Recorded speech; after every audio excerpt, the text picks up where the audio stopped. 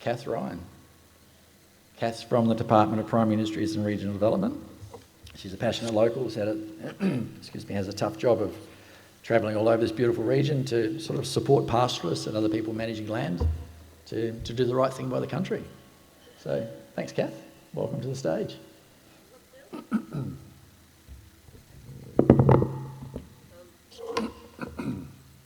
this one through? Are you doing You are. forwards?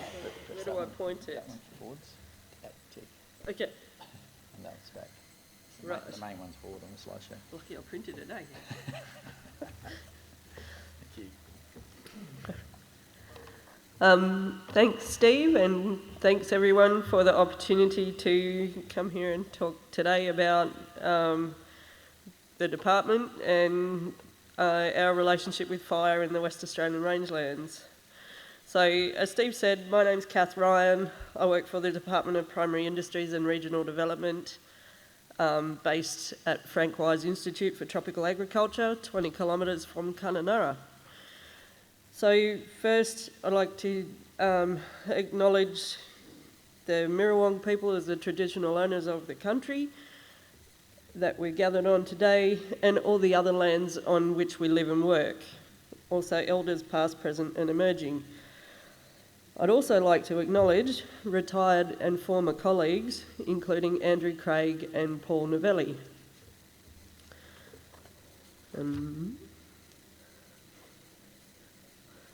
Top one. The big one. Upside down? That way.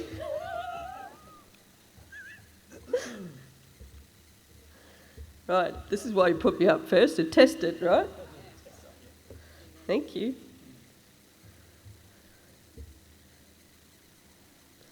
So do you want this back? All right, I'll just ask you to do them.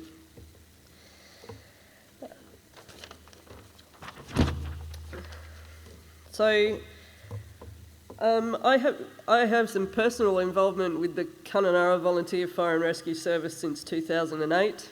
DPIRD, like all West Australian government agencies, has an obligation to allow DPIRD staff emergency services leave to attend incidents and training, and this has been well honoured. I'm still a member. I'm currently on reserve. I served as an officer at Carnarvon in 2009-10. Remember that there are no paid firefighters north of Geraldton in Western Australia, so please honour or join your local volunteer emergency services, volunteer bushfire brigades or volunteer fire and rescue services. DPIRD has advisory and compliance roles under legislative acts that are relevant to the condition of the land, and as the role in fire management is largely advisory and related to, the role in fire management is largely advisory and related to research, development and extension or our compliance work. So I'm going to talk about our work in the WA rangelands to start the forum off today. Next slide, please. So the rangelands covers about 87% of the state. There's a range of tenures and land uses. And DPIRD considers fire management in the rangelands in a broad scale and long-term context. And we recognise that fire frequency in the rangelands increases with proximity to human settlements. Next slide, please. DPIRD provides advice and services on a very broad range of topics in the rangelands: livestock management, quarantine, pests, horticulture, crop management, land rehabilitation, business and trade development, broad-scale land management, weeds, and fire management, and we provide that sort of information to government agencies, statutory bodies, lessees and managers of land and the general public. DPIRD has compliance roles in a range of areas related to rangeland management. The most important of these for today's forum is the Soil and Land Conservation Act 1945. Research is collaborative and collegiate, and it's focused on achieving improved collective understanding of rangeland ecology and productivity. Extension comprises things like public advice, publications, there's lots of them down the back if you want to have a look through some. Forums like this one, through to one-on-one paddock walks and phone conversations with rangeland managers, and that extension is focused on fostering improved management outcomes that are compliant with legislation. Next slide, please. The Land Administration Act is administered by the Department of Planning, Lands and Heritage. DPIRD provides advice on compliance or not with the requirement to maintain or improve the condition of the land on pastoral leases and sometimes other kinds of leases. The framework for sustainable pastoral land management has been developed to inform a risk-based approach to DPIRD's assessment and reporting of land condition. Advice from assessments is provided via the Office of the Soil and Land Conservation Commissioner to the Pastoral Lands Board, and additionally in general through an annual report. The Office of the Soil and Land Conservation Commissioner sits within DPIRD. Authorised inspectors such as myself are required to provide advice on management areas to the Office of the Commissioner regardless of tenure. Land Conservation District Committees are statutory bodies under the Soil and Land Conservation Act whose main function is to promote and implement sustainable land management projects. LCDCs must include landholders, relevant shire representatives and a nominated representative of the Soil and Land Conservation Commissioner. And it has been my honour to fill the role of the Commissioner's nominee for the North Kimberley LCDC for the last 5 years. And I can let you know that fire management, practicalities and research are major topics at every single meeting. Next slide, please. So we have some burning questions, and because I'm first, I get to tell that joke first. So we want to know, in rangeland management, how does fire frequency and timing interact with grazing to influence pasture composition in the rangelands? We're also interested in what effect expansion of extensive early burning will be. If that has a reduction in the area of grassy savannas, what effect will that have on productivity in the rangelands? And also, lots of the things that we're involved with are about exploring the opportunities and assisting people to improve fire management effectiveness in the rangelands. Next slide, please. Managers of extensive land areas have some influence over two fairly blunt tools, which are among the key drivers of rangeland condition, also known as health of the country. The primary driver over which land managers have some influence is grazing, in pressure, distribution, and when and where they spell. Fire can help to manage grazing distribution, certain pastures, and can be used to reduce wildfire risk. Next slide, please. Due to time constraints, I won't go through all of these.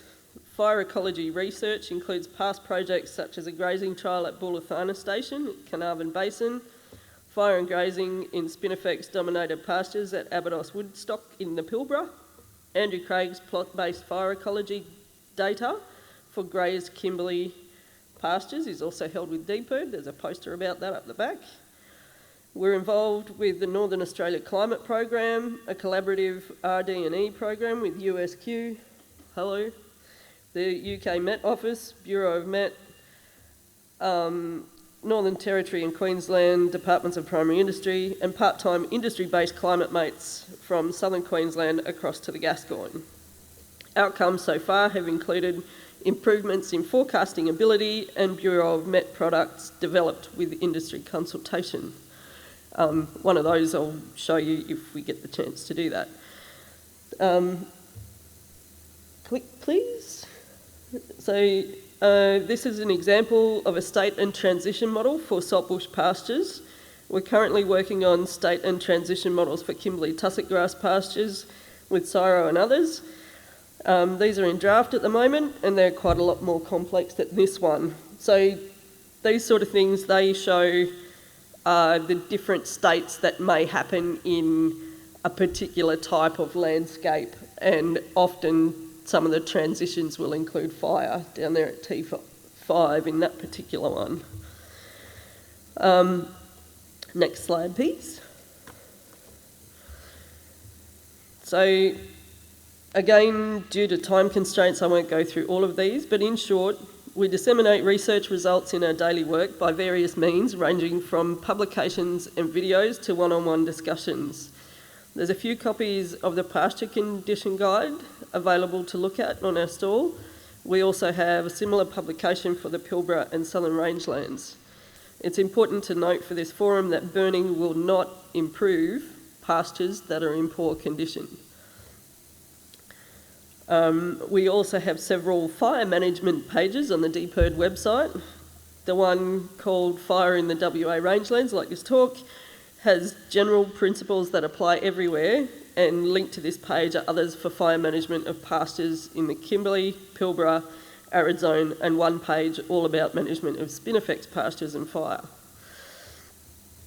There's also a pastoral remote sensing reporting tool that includes greenness, biomass, and bare ground products by pastoral station. I'll show a product from that on the next slide. Next slide, please.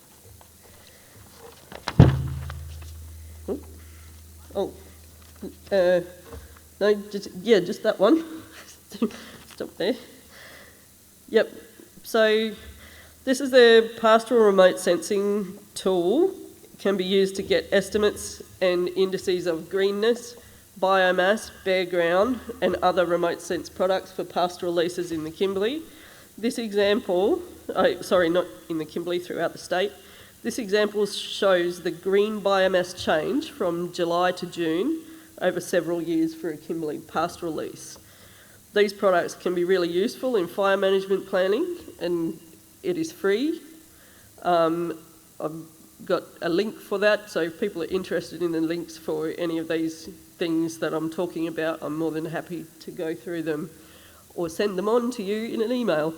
Can you click the next one, please? Yeah. So this is the Bureau of Meteorology new product. So this is a Chance of Extremes product, which has been developed as part of the Northern Australia Climate Program and is now live on the website. If you're interested in other new products from BOM, I'm more than happy to run through how to find them and what application they might have for you. Next one, please. When we're looking at these things from BOM, it's really important to remember what the probability actually means, and also what the median is for the period of time that we're interested in. Next one, please. So this is the Northern Australia Fire Information website. It's got some really great products. I'm sure we're going to hear more about NAFI later on. But this is a reporting tool which I use quite a lot. So here, this has the Willingham Indigenous Protected Area selected. Sorry, can you go back? Oh no, yeah, this one here, next one. Yes, so you can also select by pastoral station or bioregion, or you can draw your own polygon. So these are the two reports that I was interested in to have a look for Victoria Bonaparte and the wider Kimberley. Can you click the next one? That's the part of the fire history report. And then I was interested in the fire scars, next one. And if there was an increase in late dry season wildfires, I would have expected that the fire scars for late dry season over time would have increased, but this data that I pulled out is suggesting that that's not the case. And that's it from me.